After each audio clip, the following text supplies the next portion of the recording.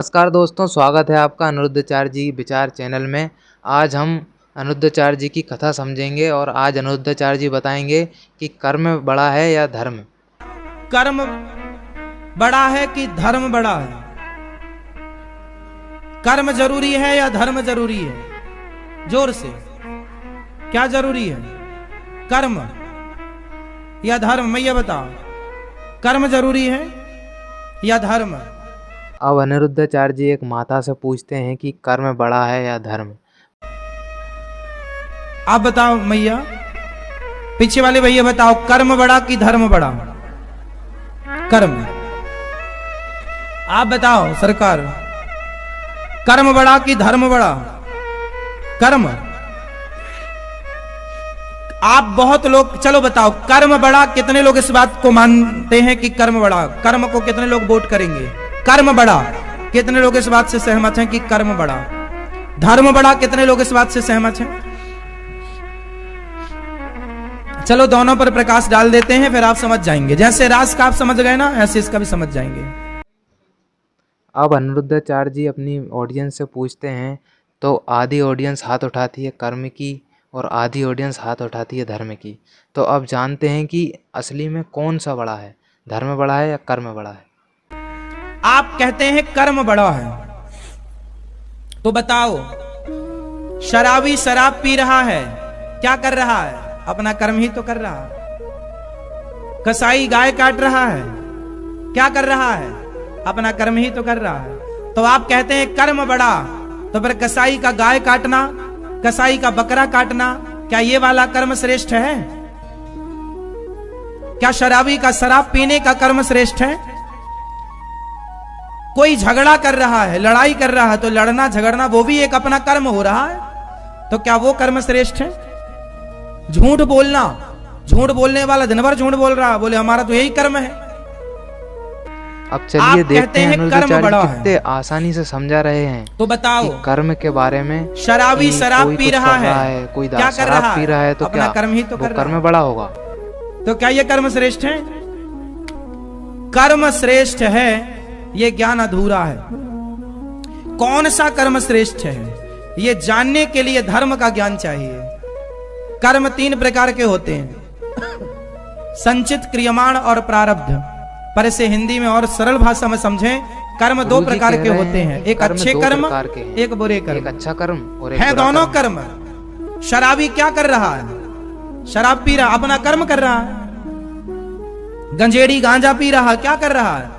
अपना कर्म कर रहा है। पति पत्नी झगड़ा कर रहे हैं, क्या कर रहे हैं? अपना कर्म कर रहे हैं। पति पत्नी, आदमी कुछ भी करे, कर्म तो करेगा ही, अच्छा करे या बुरा करे। इसके बारे में गुरुजी समझा रहे हैं। अभी प्यार कर रहे हैं, क्या कर रहे हैं? अपना कर्म कर रहे हो।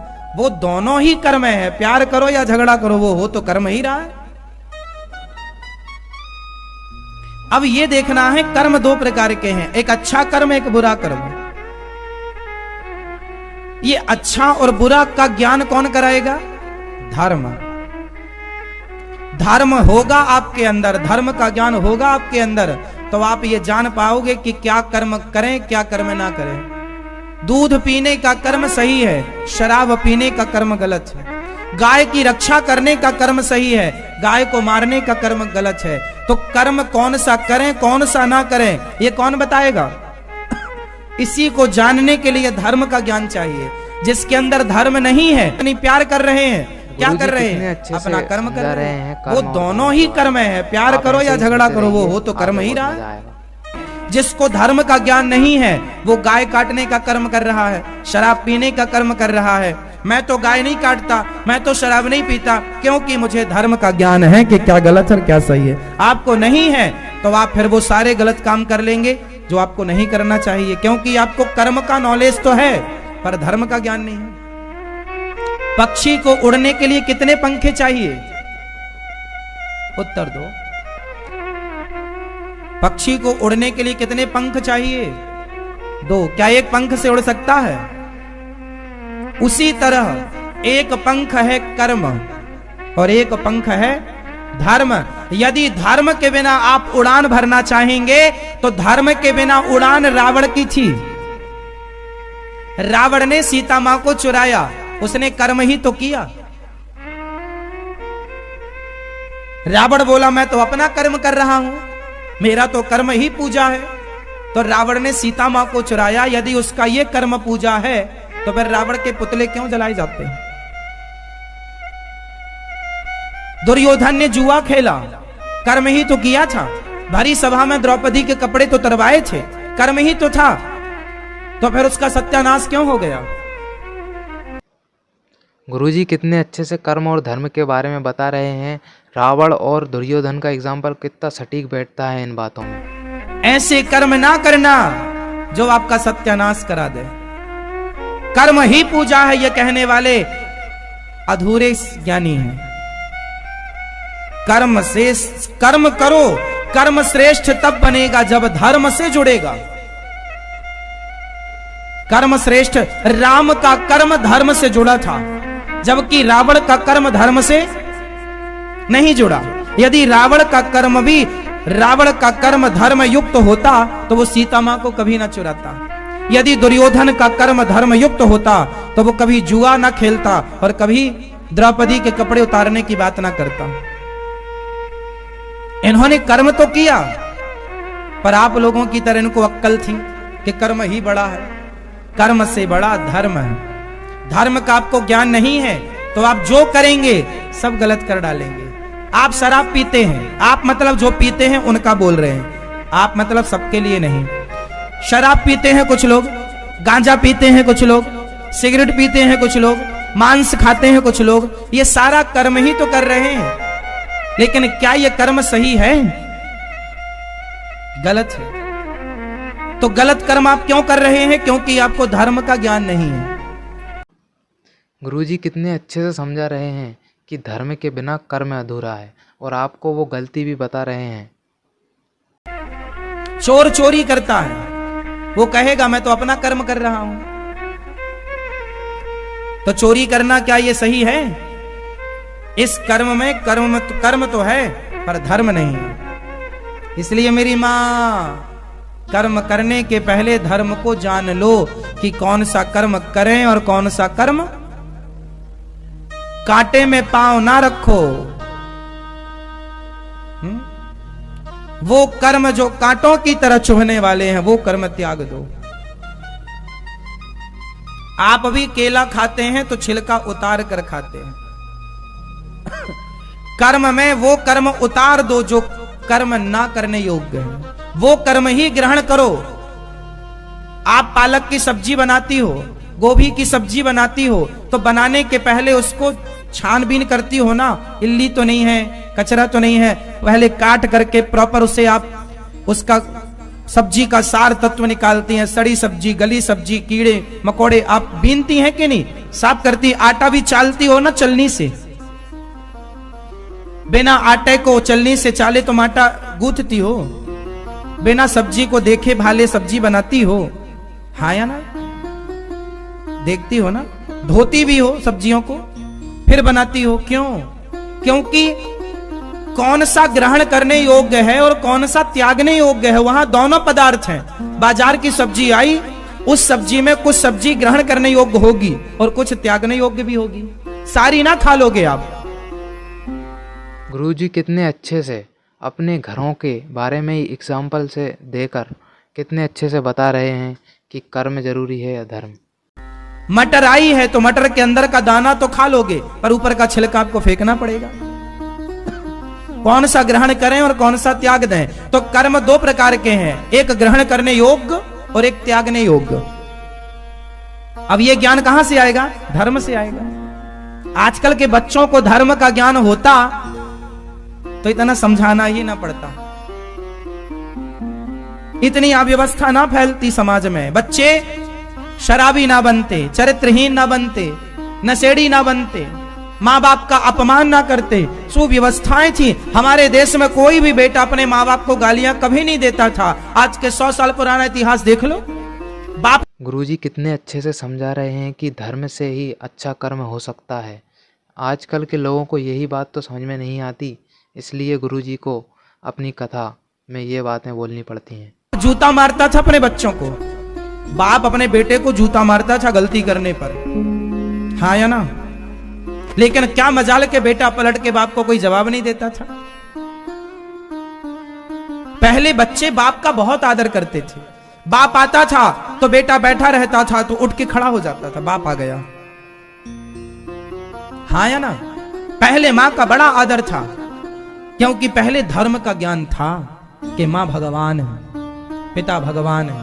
पहले यह ज्ञान था कि माँ बाप जो कहेंगे हमारे भले के लिए कहेंगे, जो डांटेंगे मारेंगे भलाई। आजकल के बच्चों को आप एक थप्पड़ नहीं मार सकते, वो तुम्हें मारने को तैयार हैं। क्योंकि धर्म कम हो गया ना मेरी माँ। पहले धर्म ज्यादा था, धर्म ज्यादा था तो सहनशीलता ज्यादा थी, माँ बाप का आदर सम्मान ज्यादा था, बड़ों की इज्जत ज्यादा थी। अब धर्म कम गया तो बड़ों को कोई नहीं समझता कुछ भी। गुरुजी कितने अच्छे से समझा रहे हैं कि पहले के लोग धर्म से चलते थे और आजकल के लोग कर्म से चलते हैं। और आजकल के लोग इसलिए गलत राह पे निकल जाते हैं कि बोलते हैं हम कर्म ही तो कर रहे हैं। पहले के लोगों के बारे में गुरुजी कुछ बातें बताएंगे? हमारे गांव में हमें वाक्या याद है। हमारे गांव के कुछ बच्चे ना, मेरे उम्र के दोस्त, मेरे कुछ लोग मेरी उम्र के लड़के, वो बीड़ी पीने लग गए। और जब बीड़ी पीने लग गए और गांव का कोई भी बूढ़ा यदि आ जाए तो तुरंत वो बीड़ी छिपा लेते थे, मतलब उनके सामने बीड़ी नहीं पीते थे। और गांव में ये एक सिस्टम था हमारे, देखते देखते बाद में वो देखते देखते खत्म हो गया, पर पहले था यदि गांव का कोई भी बच्चा बीड़ी पी रहा हो, गांव का कोई भी बच्चा गलत काम कर रहा हो, तो गांव का कोई भी बूढ़ा आके 2-4 जमा देता था उसको, क्यों रे गलत काम कर रहा। मतलब गांव के प्रत्येक बूढ़े को यह अधिकार था कि वो बच्चों को गलत काम करने से रोकें। कोई भी बच्चा बीड़ी पीता था तो बूढ़े आके 2-4 जमा दे, क्यों रे बीड़ी पीता है। वो ये नहीं देखते थे कि हमारा बेटा है या नहीं, हमारे मोहल्ले का नहीं, गांव का कोई भी लड़का यदि गलत दिख जाए तो उसकी खूब पिटाई कर देते थे बूढ़े लोग, जूता उतार के या 2-4 थप्पड़ ही मार देते। जूता, अब बीड़ी नहीं पीना, अब ये गांजा नहीं पीना, अब जुआ नहीं खेलना, ऐसा। बच्चे डरते थे, आदर भी करते थे, वो पलट के कोई जवाब नहीं देते थे। बड़ों का बहुत आदर था। लेकिन हमारे देखते देखते ही फिर ऐसे जमाना भी आया कि बड़े बूढ़े बच्चों को अपने बगल में बिठा के ताश खिलाने लग गए, जुआ खिलाने लग गए, शराब पिलाने लग गए, गांजा पिलाने लग गए। समय देखते देखते बदल गया। तो जब आप अपने बच्चों को, गांव के बच्चों को बूढ़े लोग जुआ खिलाएंगे, बीड़ी पिलाएंगे, शराब पिलाएंगे, तो वो फिर तुम्हारी इज्जत करेंगे क्यों? इसलिए ये सारी व्यवस्थाएं जो बिगड़ गई केवल इसलिए कि व्यक्ति के अंदर धर्म कम हो गया। धर्म ज्यादा था, व्यवस्थाएं अच्छी। इसलिए राम के पास धर्म ज्यादा था या रावण के पास धर्म ज्यादा था? उत्तर दो। धर्म किसके पास ज्यादा था? गुरुजी कितना अच्छा एग्जाम्पल दे रहे हैं राम भगवान और रावण के बीच कि किसके पास धर्म ज्यादा था। राम के पास धर्म ज्यादा था या रावण के पास धर्म ज्यादा था? आपके पास कितने किलो धर्म है मैया? आपके पास कितने किलो धर्म है? आप बताओ, आपके पास 1 किलो नहीं? मैया आपके पास कितने किलो धर्म है? मैया आप बताओ मेरी मां। 2 किलो बस? इतना? 5 किलो? धर्म हमारे पास अधिक मात्रा में हो। राम के पास धर्म इतना था कि उनके धर्म के कारण ही आज तक उनके मंदिर बनाए जा रहे हैं, उनको धारण किया जा रहा है, उनके मार्ग पर चलने की कोशिश है, उनके जैसा बनने की कोशिश है, उनके चरित्र को अपने जीवन में उतारने की कोशिश है। धर्म बहुत जरूरी है। जाने न देना धर्म, करना लोभ मत धन धाम का, और धर्म ही जाता रहा तब धन रहा किस काम का। इसलिए धर्म बड़ा है मेरी माँ। अब बताओ, कर्म बड़ा है या धर्म बड़ा है? धर्म युक्त कर्म श्रेष्ठ है, अकेला कर्म श्रेष्ठ नहीं हो सकता। तो बताओ, धर्म बड़ा या कर्म बड़ा? कौन सा क्या बड़ा है? धर्म। धर्म के अकॉर्डिंग, धर्म के अनुसार कर्म, धर्म की गाइडलाइन में कर्म हो। कर्म करने के पहले विचार कर लो, क्या ये सही है, क्या इसकी आज्ञा है? हम झूठ बोल रहे हैं तो क्या विचार कर लो, क्या झूठ बोलना सही है? यदि सही है तो आप बोलिए, पर यदि आपका अंतर मन कहता है कि गलत है, तो मतलब आपकी गवाही, खुद आप अपने आप को गवाही दे रहे हैं कि ये गलत है। तो जो गलत खुद कह रहे हो कि गलत है, वो क्यों कर रहे हो? गुरु जी कितने अच्छे से समझा रहे हैं कि आप जो गलत कर्म कर रहे हैं, आपकी अंतरात्मा बोल रही है कि ये गलत है, तो वो ज्यादातर गलत ही रहता है।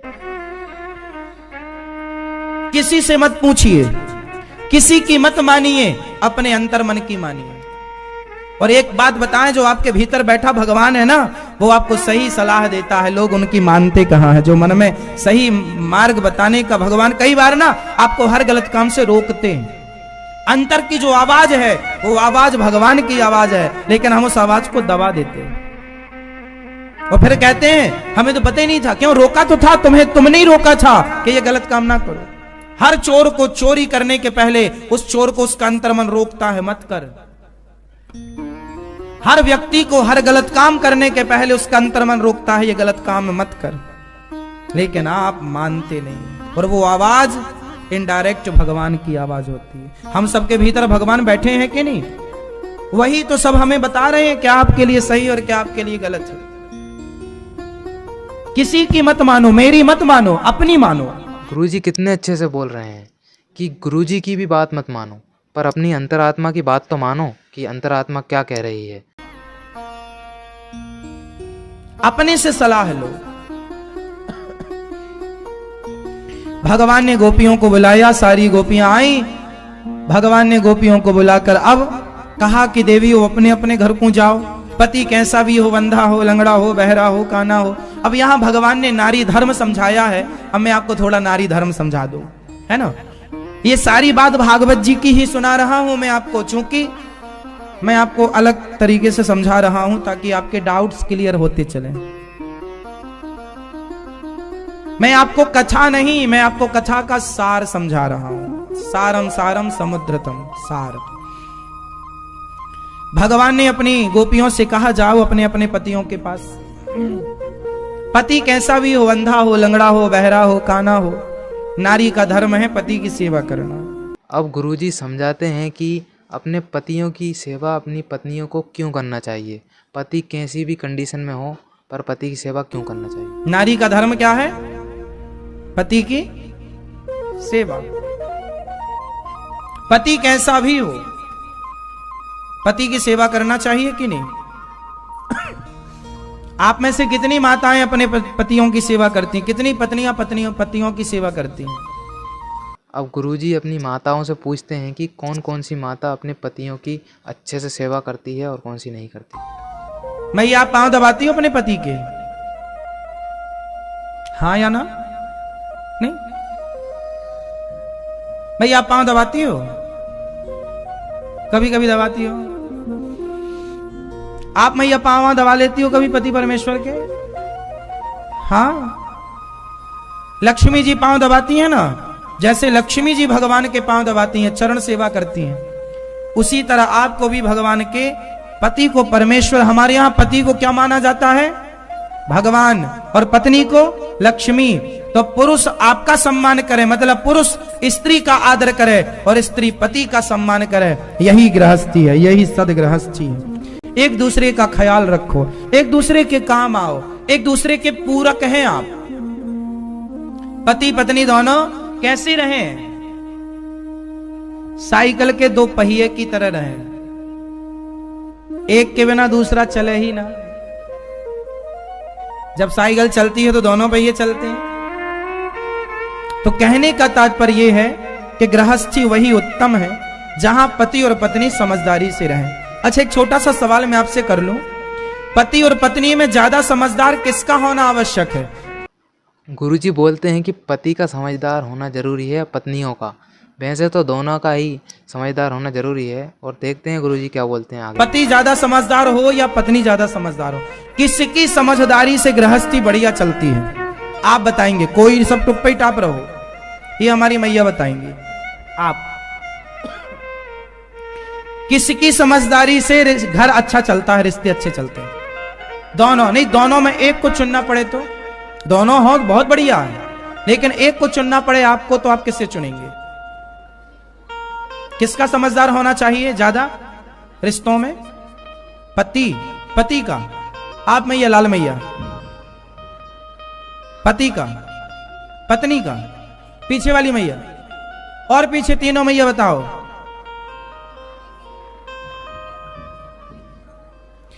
नहीं, हाँ ये तो ठीक, कमाने के लिए तो बेचारा पति है ही, घर संभालने के लिए स्त्री है। दोनों में एक को बताओ कि किसका अधिक समझदार होने से गृहस्थी अच्छी चलती है? किसका? पति, पत्नी? ठीक है, आप बताओ। पति, पत्नी? आप बताओ। आप बताओ मैया, कौन? पति, पत्नी? आप मैया बताओ। पत्नी? आप बताओ। पत्नी? पीछे वाली मैया बताओ। मेरी मां पत्नी। आप क्या कह रहे हैं? पतियों से भी पूछ रहे हैं, कुछ पतियों का भी वोट जरूरी है। नहीं, ये बुरा मान जाएंगे, हमसे तो पूछे ही नहीं। बताओ किसका समझदार होना जरूरी है? पति का, पत्नी का? मतलब आप समझदार नहीं होंगे, सब पूरा ठेका पत्नी लेके बैठे हैं, तुम काहे नहीं समझदार होगे? बताओ भैया, पति का समझदार होना जरूरी है कि पत्नियों का? हाँ, पति का, पत्नी का? सब पत्नी ही करे, समझदार भी वही रहे, बच्चे पैदा भी वही करे, घर भी वही चलाए, सब कुछ। पति केवल, कुछ पति तो बस दारू पीने के काम में लगे हैं।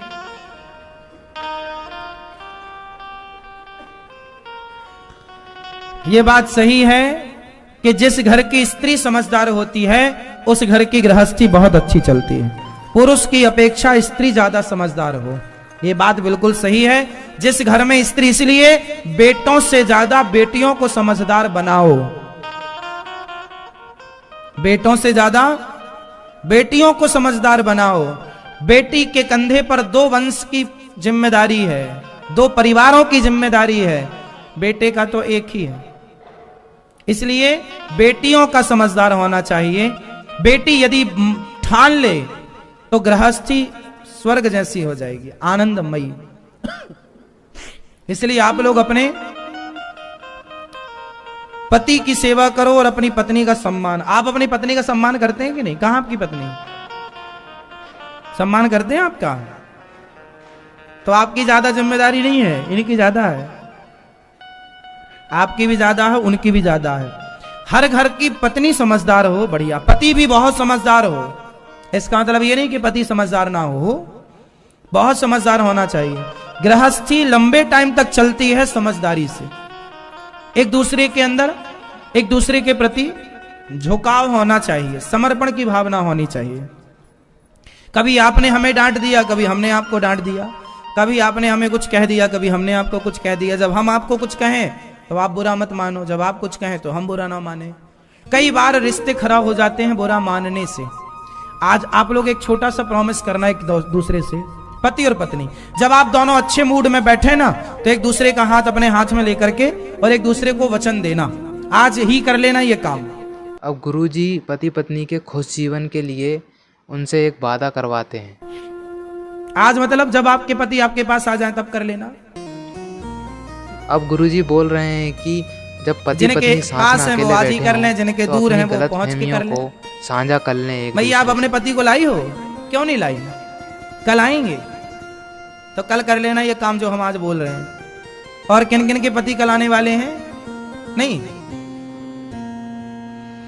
जब आपके पति आपको मिले तो आप पति के हाथ को अपने हाथ में रख के एक वचन दीजिए और एक वचन लीजिए दोनों। इस वचन को देने और लेने से फिर आपका झगड़ा कभी नहीं होगा। आप कहो तो मैं उपाय बता दूं। बताओ मेरी मां, पति पत्नी का हाथ पकड़ के एक दूसरे को बस इतना कह दो कि यदि हमने कभी गुस्से में, पत्नी बोले कि यदि हमने कभी गुस्से में कुछ आपको कह दिया तो आप बुरा मत मानिएगा। और पति भी बोल दे कि हम भी गुस्से में तुम्हें कभी कुछ कह दें तो बुरा मत मानिएगा। और जब हम गुस्सा करें तो उस समय केवल हम ही गुस्से में हो, तुम गुस्से में मत रहना, तुम अपने आप को ठंडा रखना। जब पति गुस्से में रहे तो पत्नी को वचन लेना चाहिए और देना चाहिए कि जब एक गुस्सा करेगा तो दूसरा ठंडा रहने का प्रॉमिस करेगा। पत्नी गर्म है तो पति ठंडा रहे, और पति गर्म है तो पत्नी ठंडी रहे। आप गुस्से में हैं तो हम चुपचाप आपकी हर बात सुन लें। तो आप बस एक काम कर लीजिएगा कि एक दूसरे को यह वचन दे दीजिएगा कि आप हमारी गुस्से में कही बातों का बुरा नहीं मानेंगे, क्योंकि गुस्से में अधिकांश वो बातें मुंह से निकलती हैं जिनका यथार्थ में कोई अर्थ नहीं होता। कुछ लोग इसको ना तूल दे देते हैं, अरे तुमने गुस्से में तो कहा, गुस्से में तो सही ही निकलता। गुस्से में कुछ भी सच नहीं निकलता, केवल गुस्से में भड़ास निकलती है, गुस्सा निकलता है, क्रोध निकलता है। और क्रोध में आदमी उल्टे शब्दों का प्रयोग करेगा तो उल्टे शब्द कुछ लोगों के दिल में लग जाते हैं, उन्हीं शब्दों को लेकर बैठे रहते हैं, उन्हीं शब्दों से घर बिगड़ जाता है, तलाक तक हो जाता है। हाँ या ना? तो आज से एक दूसरे को प्रॉमिस कीजिएगा कि गुस्से में कही हमारी बात का आप बुरा नहीं मानेंगे और आपकी कही बात का हम बुरा नहीं मानेंगे। और जब हम गुस्सा करेंगे तो आप चुप रहेंगे, ठंडे रहेंगे, और जब आप गुस्सा करेंगे तो हम चुपचाप बैठेंगे। तो कौन कौन आज ये वादा करेगा, लेगा और देगा ये वचन? तो आज से आप गुस्सा करेंगे? नहीं करना तो ये गुस्सा, जब आप करेंगे तो ये ठंडी रहेंगी, शांत रहोगी, शांत, सच्ची। और आप गुस्सा करते हो कभी तो आप फिर शांत रहना। जब ये गुस्सा करते हो तो आप क्या करते हो? तांडव? तांडव नहीं करना। क्या करोगे? उंगली उठाओ सब लोग अपनी, ऐसे सब लोग, मतलब सब लोग, मैया ओ मेरी माँ, ऐसे उंगली उठाओ, सब लोग उठाओ, मैया, आलसी मैया उठा लो मेरी माँ। इतनी भी ठंडी नहीं है उंगली ना उठे। अब से यहां लगाओ। एक दूसरे को वचन देंगे कि आज से जब आप गर्म रहेंगे गुस्से में तो हम यूं करेंगे। ये जो उंगली है ना, यदि आपकी उंगली यहां रही तो हर बड़े बड़े महाभारत से आपको बचाती रहेगी उंगली, हर झगड़े से बचाती रहेगी। इसका प्रयोग करना सीख लीजिए।